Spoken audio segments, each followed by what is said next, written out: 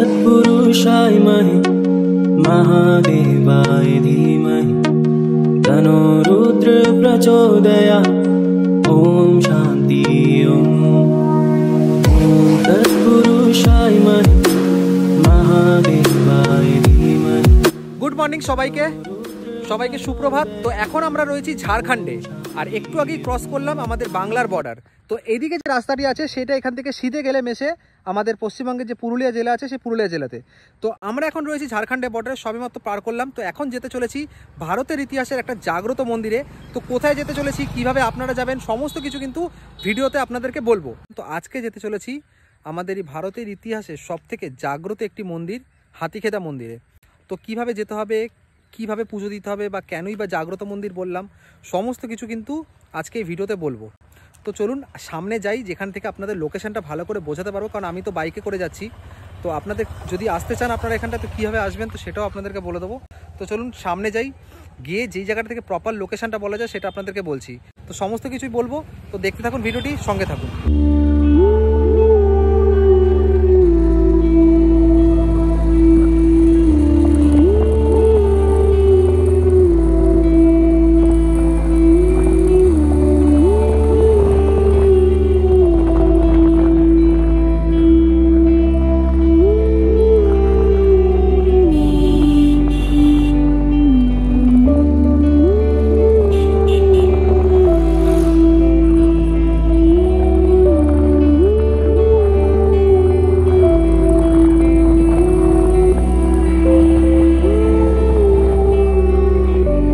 তো এখন আমি রয়েছি বরাম বলে একটি জায়গা সেখানে।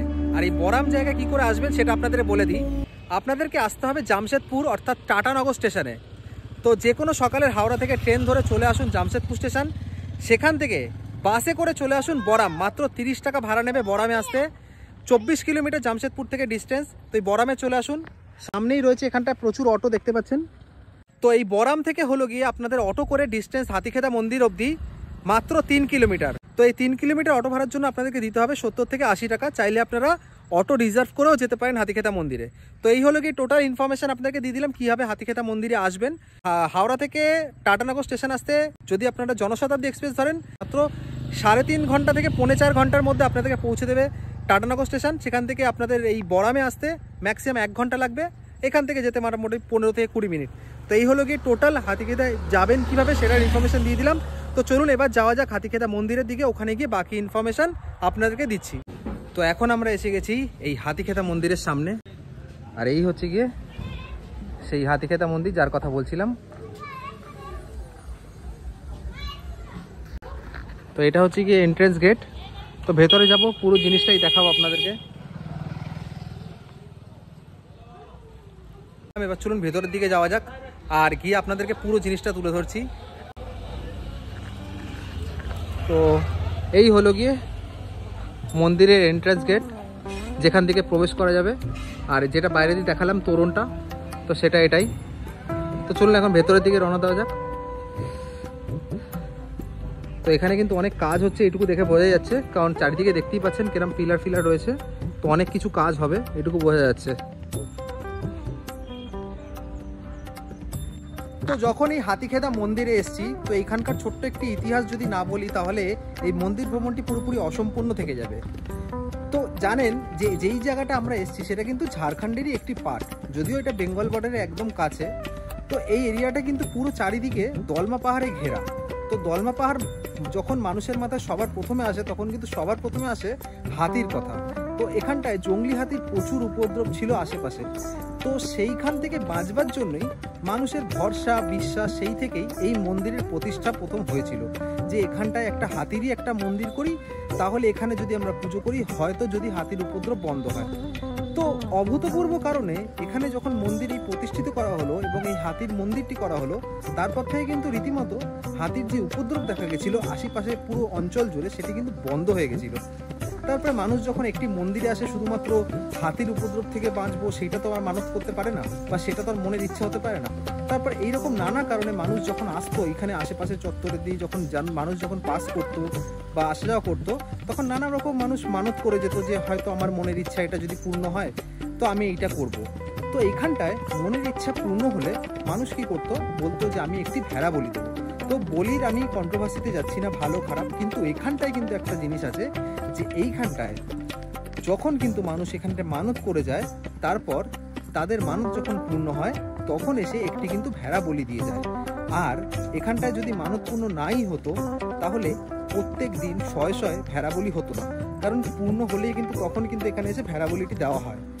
যাই হোক, এটা তো ছিল পুরো ইতিহাস। আর এখনকার আমি প্রেজেন্ট সিচুয়েশন এরকম বললাম যে এখানটায় কিন্তু মানত পূর্ণ হলে প্রত্যেক মানুষ এসে এখানে ভেড়া বলি দিয়ে যায়।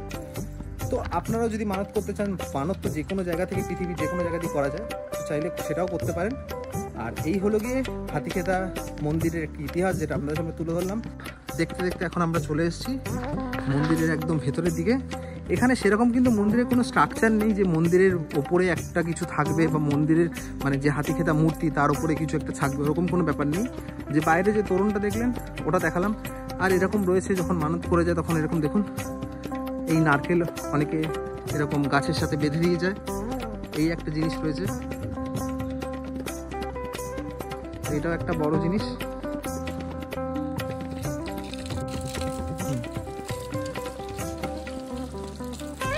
তো যেরকম আর কি হয়, মন্দিরে প্রবেশ করার আগে এখানটায় পা হাত ভালো করে ধুয়ে নিয়ে তারপরে প্রবেশ করতে হবে।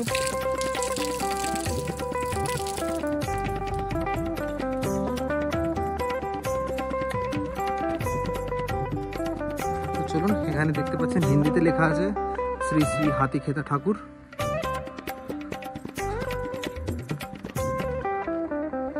এটা শর্টকাট রাস্তা দিয়ে বিকাশদা নিয়ে যাচ্ছে। মেইন রাস্তা হচ্ছে ওই দিক দিয়ে, তো বললো এখান থেকে একটা শর্টকাট রাস্তা আছে, চলুন দেখা যাক।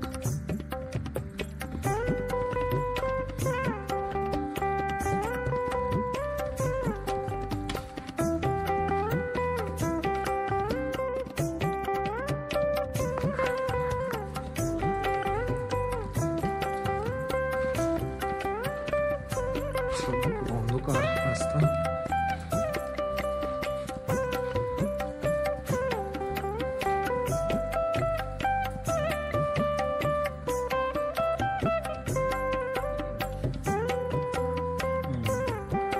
তো এই হলো গিয়ে মন্দির,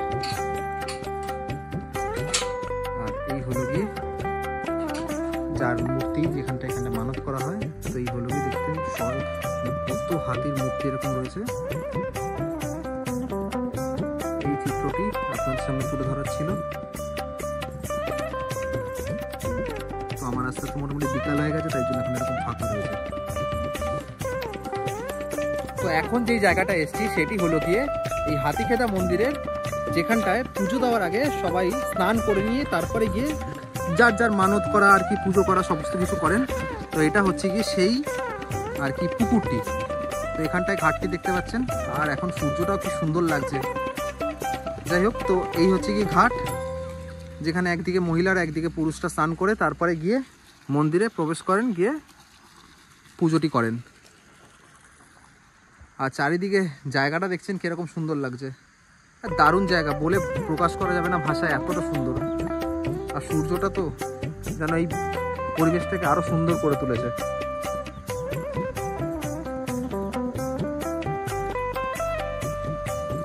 যখন আমি ভিডিওটি শুরু করেছিলাম তখন বলেছিলাম যে ইতিহাসের সব থেকে জাগ্রত মন্দির।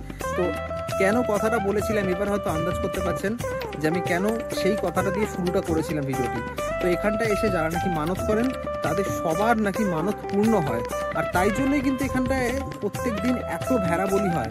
আর বলিটার কারণ হচ্ছে গিয়ে কিন্তু যখন মানত পূর্ণ হবে তারপরে কিন্তু আপনি বলি দেবেন, সেটা একবার ভেবে দেখুন। তো এই জন্যই বলা হয় এটাকে নাকি যে খুবই একটা জাগ্রত মন্দির। তো এই হলো গিয়ে হাতিখেদা বাবা মন্দির, যেখানটা আমি সামনে আপনাদেরকে ভিডিওটা তুলে ধরলাম। আশা করি ছোটোখাটো সমস্ত ইনফরমেশান আপনাদেরকে দিতে পেরেছি।